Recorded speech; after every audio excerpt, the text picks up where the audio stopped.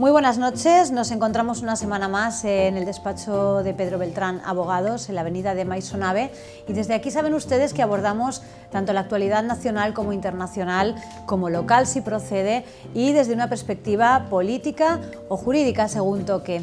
Hoy vamos a hablar de actualidad internacional, vamos a hablar del conflicto de Irak y vamos a comenzar haciéndolo con Asunción Valero, que es abogada de este despacho. Asunción, ¿qué tal? Buenas noches, Anabel. Buenas noches. Una vez más. Bueno, a mí me gustaría que por empezar en este conflicto pues, tan extenso, que se ha dilatado tanto en el tiempo y que tantas ramificaciones tiene, a ver si podemos ser capaces de darles a los telespectadores una visión global, un poco global, y que se vayan con las ideas más o menos claras de cuál es el origen, de cuál ha sido el desarrollo y en qué punto está en este momento. Para ello me gustaría que nos hablaras de dos grupos, de su origen, de los sunitas y los chiitas, y que nos dieras unos datos generales sobre ambos grupos. Efectivamente, Anabel, yo te voy a trasladar un poquito, pues eso, pinceladas históricas sobre estos dos grupos, que en definitiva pues son los grupos más importantes de la comunidad islámica. Los sunitas son la mayoría de la comunidad islámica, de los musulmanes, ahora mismo conforman el 80, incluso el 90% de esta comunidad. Tiene su sede en la Meca, que está en Arabia, y luego los chiitas pues son, digamos, una minoría, actualmente el 10 o incluso el 15%, los encontramos mayoritariamente en Irak, en Azerbaiyán, Bahrein, el sur del Líbano, aunque también encontramos alguna minoría, bueno, una minoría bastante amplia, por ejemplo, en Siria. Orígenes de estos dos grupos, Anabel, pues mira, nos vamos a remontar al año 610 después de Cristo, calendario nuestro un poquito para que nos entendamos, sí. Donde en Arabia, concretamente en el monte Hira, pues tuvo unas revelaciones Mahoma por parte del arcángel Gabriel, y esas revelaciones son las que posteriormente, con el paso de los años, fueron reproducidas en lo que hoy conocemos como el texto sagrado del Corán. Sí. A la muerte de Mahoma, en el año 632, empezaron una serie de discrepancias entre sus seguidores a la hora de decidir quién era el sucesor de Mahoma. Y aquí empieza, digamos, el conflicto entre dos grupos. Uno de ellos se decantaba por la línea sucesoria y de parentesco del propio Mahoma. De hecho, así creo que lo dijo él, designó como su futuro sucesor a un primo de él, que era Ali. Y luego teníamos otro grupo que se decantaba por el gobernador de Siria, que ahora lo comentaremos. No estaba de acuerdo con la línea de parentesco, consideraban que eso no era necesario. A la muerte de Mahoma nos encontramos tres primeros califas, Anabel, el último fue asesinado, y aquí entra en juego Ali, que era un primo, un pariente directo de Mahoma, que él reclama los derechos sucesorios como nuevo líder. De hecho, es proclamado cuarto califa, y esto realmente no se produce con una unanimidad, porque él se enfrenta con una oposición bastante violenta y bastante fuerte del que era en ese momento el gobernador de Siria, que pertenecía al clan de los Omeya y que se llamaba Muyabi. Se enzarzan en una guerra en el 657 después de Cristo, creo recordar. Esta guerra la pierde el Ali y sus partidarios, los de la línea sucesoria de parentesco, y la gana Muyabi, que era el gobernador de Siria, y se proclama nuevo califa. En este momento en que Ali pierde la guerra, es asesinado, pero sin embargo sus sucesores, lo que ellos consideran es que en la línea del liderazgo le tendría que suceder un hijo de este Ali, que se llamaba Hussein. Y nos topamos de nuevo con una batalla que digamos que es la más importante y la que marca precisamente el origen de estos dos grupos o ramas del Islam, los sunitas y los chiitas. Estamos hablando del año 680 con la batalla del Kerbala. Vuelven a perder los seguidores de Ali, los chiitas, y ganan los vencedores fueron los sunitas. Este es el origen realmente de esta batalla, en el que Hussein, el hijo de Ali, que era el pariente directo de Mahoma, fue asesinado igualmente. Y desde este momento nos encontramos hasta la fecha pues, con guerras periódicas, violencia bastante cruel entre estos dos grupos, precisamente porque el motivo principal es ese, ¿no? Como un desacuerdo llegado hasta la fecha en el liderazgo después de la muerte de Mahoma. ¿Cuál es, por ahondar un poquito en los motivos de la hostilidad de ambos grupos, Asun, cuáles podríamos decir que son los más relevantes? Pues como te digo, las guerras entre estos dos grupos han venido cristalizadas en el tiempo desde el 632 hasta la fecha. Normalmente, o sea, obedecen principalmente a prejuicios políticos, doctrinales, incluso históricos, ¿no?, entre estos dos grupos. El principal, por supuesto, como hemos dicho, es el liderazgo. No se ponen de acuerdo y hasta la fecha siguen sin poniendo de acuerdo. Unos confían en la línea sucesoria, proclamada en principio directamente por Mahoma cuando todavía vivía, y otros se decantaban por el gobernador de Siria, que son los suníes y que de hecho fueron los que vencieron en Kerbala. Kerbala, de hecho, Anabel, está muy cerquita de Bagdad, sí, que es la capital de Irak, es foco del conflicto, ¿no? Esa es la primera. La segunda, y también muy importante, a efectos doctrinales. Para los sunitas todo se reduce al Corán, texto escrito, y a digamos, los hechos y palabra oral transmitida por el propio profeta. Sin embargo, para los chiitas no todo se reduce con el Corán y la Suna, que esto sería la Suna. También confían en el Corán y en la Suna, pero ellos tienen como una especie de mesianismo, porque confían en la llegada, al final de los tiempos, de un 12º líder o imán, que le llaman ellos, que aparecerá de nuevo pues un poco como la salvación de los fieles, ¿no? También lo tenemos un poquito en el ejemplo cristiano con la segunda venida de Cristo, que nosotros entendemos, ¿no? Por otra parte, por ejemplo, los sunitas son iconoclastas radicales, Anabel. Ellos detestan cualquier representación pues en un cuadro o en un santuario de la divinidad.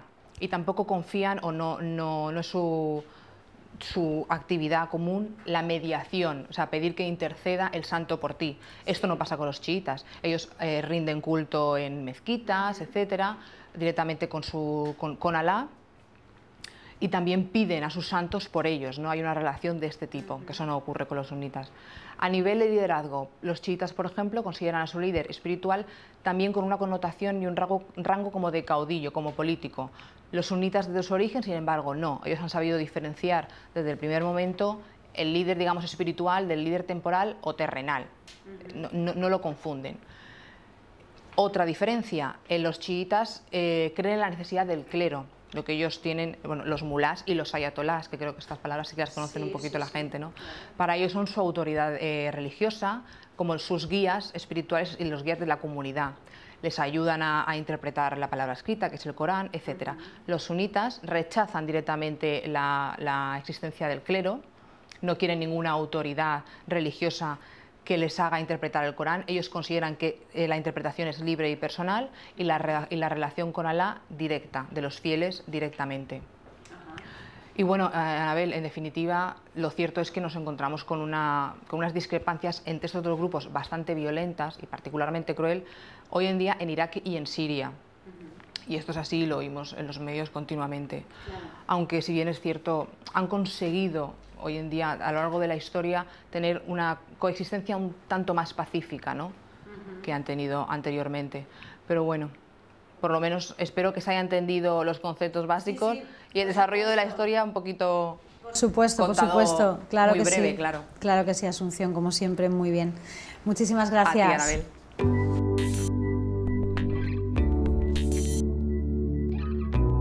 Pues ahora sí, encaramos la segunda parte de este programa. Lo hacemos como siempre con Pedro Beltrán, abogado y presidente de la Asociación Europea de Abogados. ¿Qué tal, Pedro? Muy bien, buenas noches, gracias por venir a nuestro despacho. Muy bien, pues gracias a ti como siempre por invitarnos. Hoy estamos hablando de este conflicto, estamos hablando de Irak, un conflicto que parece que nunca termina de perder actualidad, desgraciadamente. ¿Qué nos has preparado hoy aquí?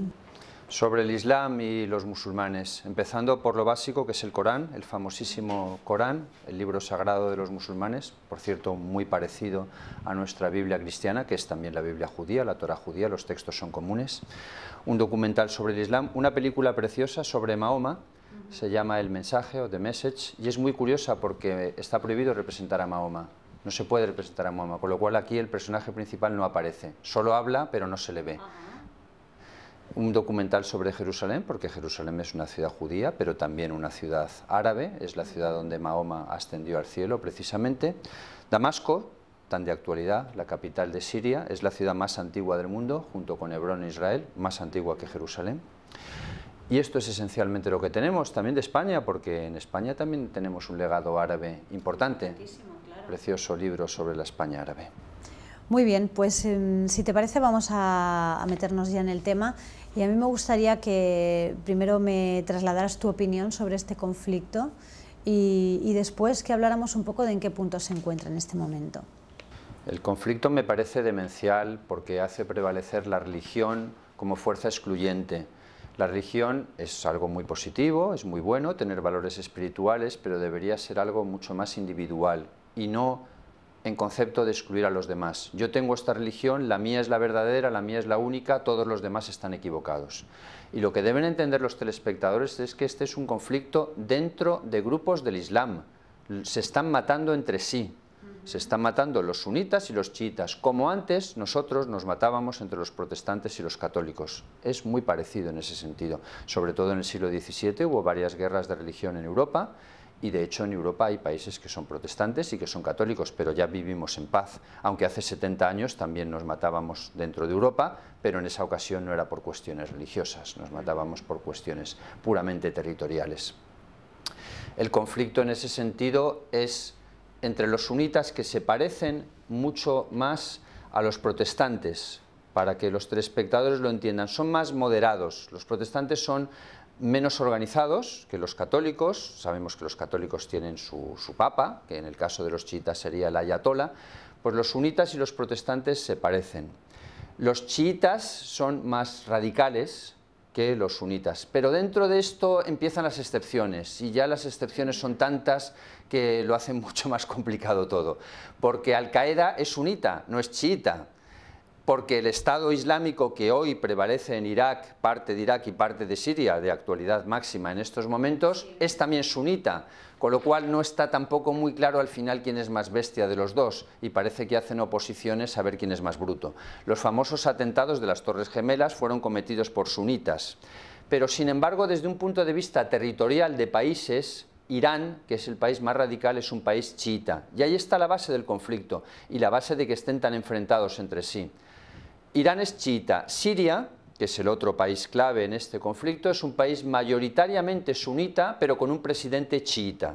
Y si vamos ya al caso concreto de Irak, que es de lo que tenemos que hablar hoy y lo que está más de actualidad, Saddam Hussein, el famoso Saddam Hussein, que tantos habrán escuchado los telespectadores, era sunita.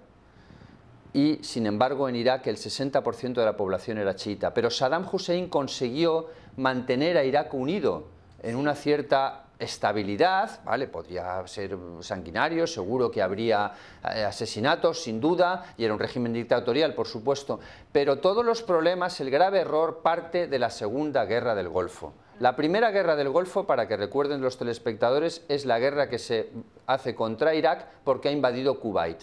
Esa guerra puede parecer razonable. Bien, es correcto, Irak invade otro país que es soberano, con grandes reservas petrolíferas, y Estados Unidos acude en auxilio de Kuwait para defender a Kuwait frente a Irak, y se paran, ya no invaden Bagdad, se paran. Pero la Segunda Guerra del Golfo, en la que además participó España, y está la famosa foto de las Azores con Aznar, con Bush y Tony Blair, en esa Segunda Guerra del Golfo esa fue totalmente equivocada, porque primero las causas eran mentira. Se decía que Saddam Hussein tenía armas químicas, que era una persona muy peligrosa, y se hizo un enredo que lleva a lo que tenemos hoy, que es que desde entonces estamos cada vez peor, porque Estados Unidos conquista Irak, en ese momento sí que conquista Irak, en la segunda conquista, de hecho muere Saddam Hussein tras el proceso judicial, etcétera, y pasa a estar Irak controlado por los americanos.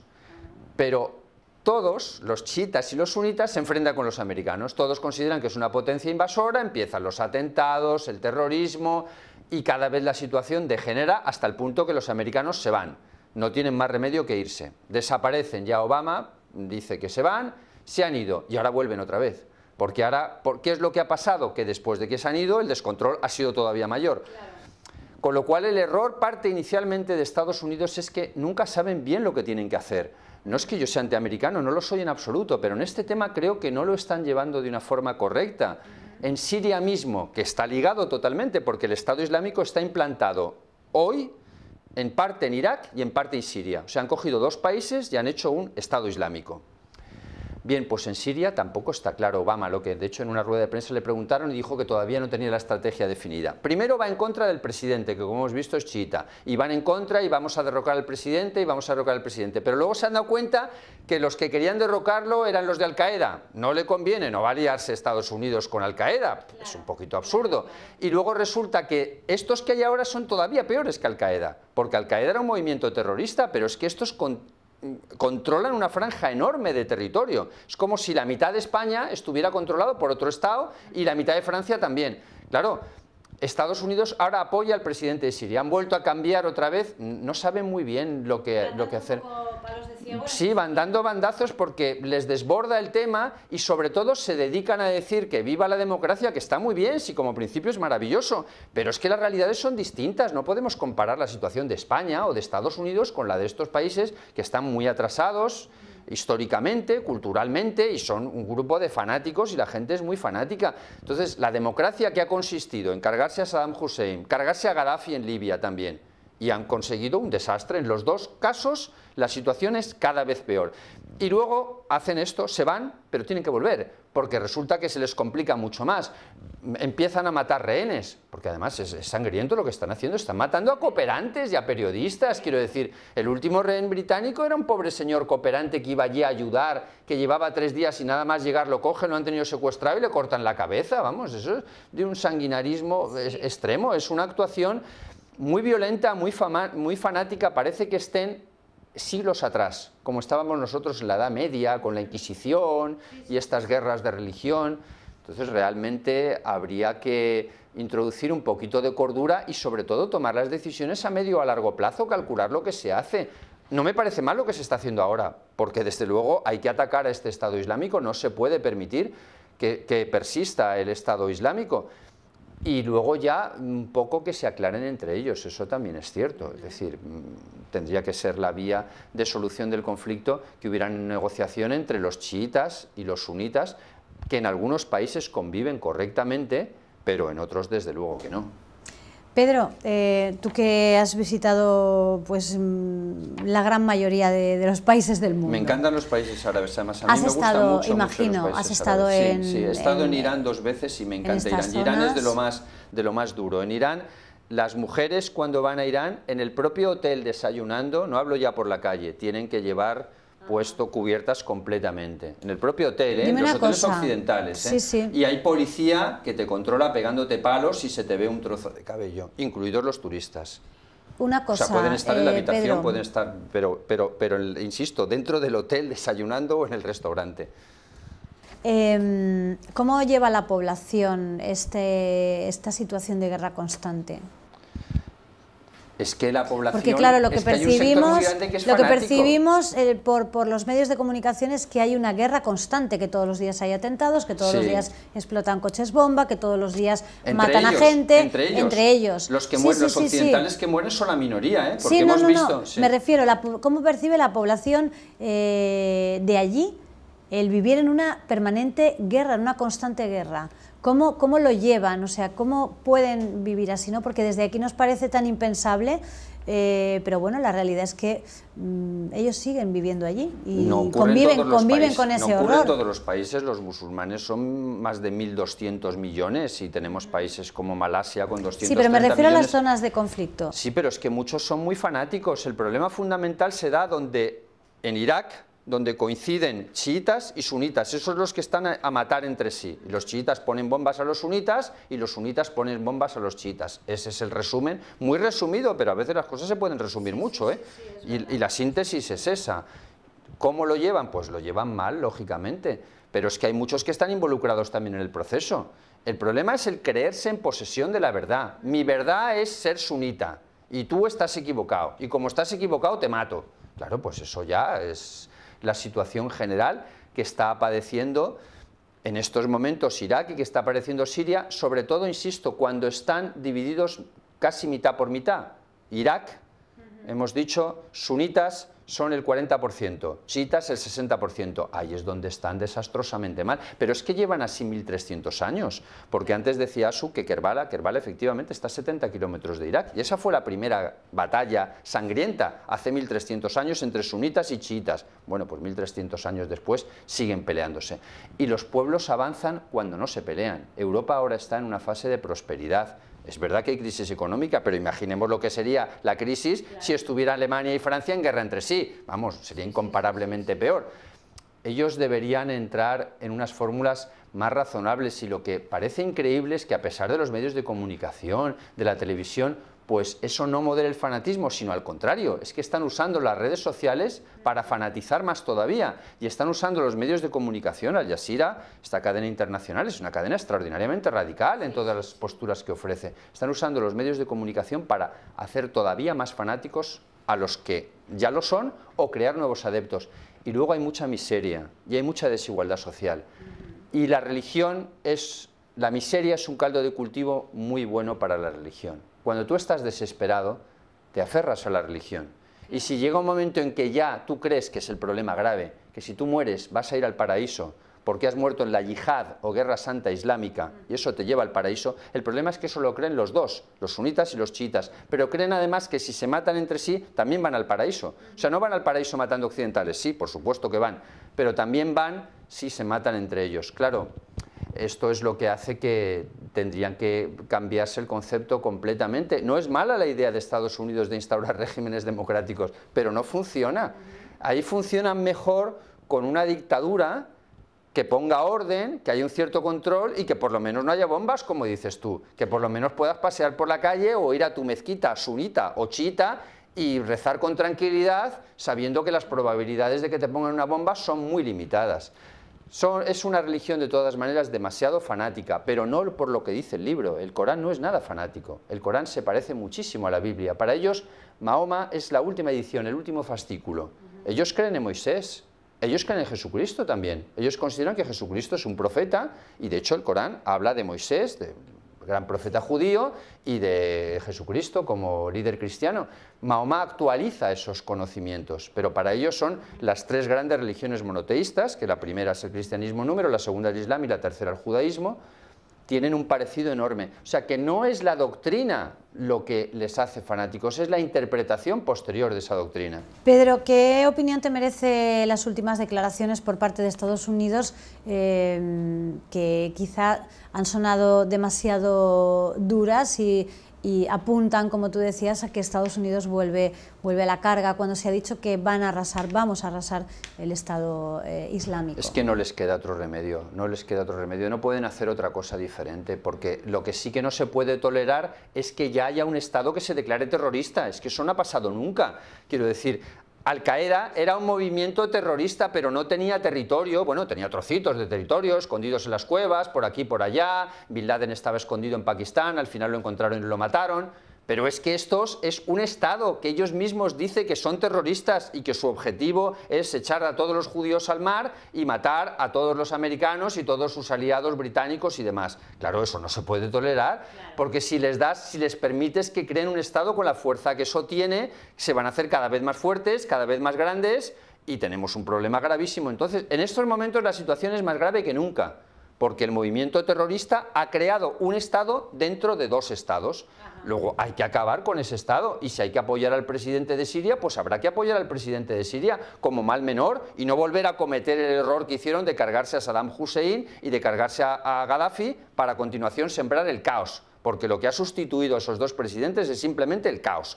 Es mejor una dictadura controlada, aunque haya algunos actos sanguinarios, bien, muy triste es que no el caos absoluto en la población, la guerra constante y las bombas constantes. Luego sí, Estados Unidos no tendrá más remedio. El alto general jefe del ejército ha dicho que tendrían que enviar tropas de tierra. Obama ha dicho que no. Bueno, al final es posible que tengan que enviar tropas de tierra, pero no se puede tolerar que haya un Estado que se declare terrorista. Ni siquiera Irán lo ha hecho nunca. Que lo curioso es que ahora Estados Unidos le ha ofrecido alianza a Irán, que es ya el colmo de los colmos, vamos. Y los iraníes han dicho que no, que ellos no quieren saber nada. Y tienen un problema grave ellos también con el Estado Islámico, porque es sunita, es su enemigo.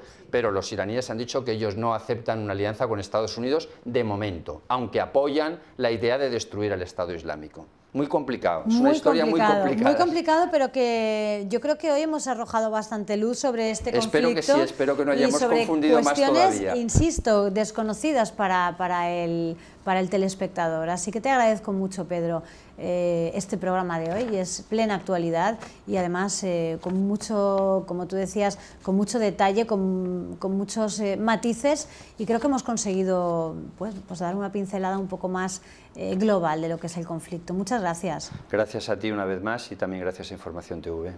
Y la semana que viene anunciamos ya a los telespectadores que vamos a un ámbito más europeo, porque vamos a hablar de Alemania y la Unión Europea. Muy bien, pues les esperamos también a ustedes en ese próximo programa. Dentro de una semana exactamente volveremos aquí a este despacho, al despacho de Pedro Beltrán, con este programa Pedro Beltrán Informa. Así que hasta pronto.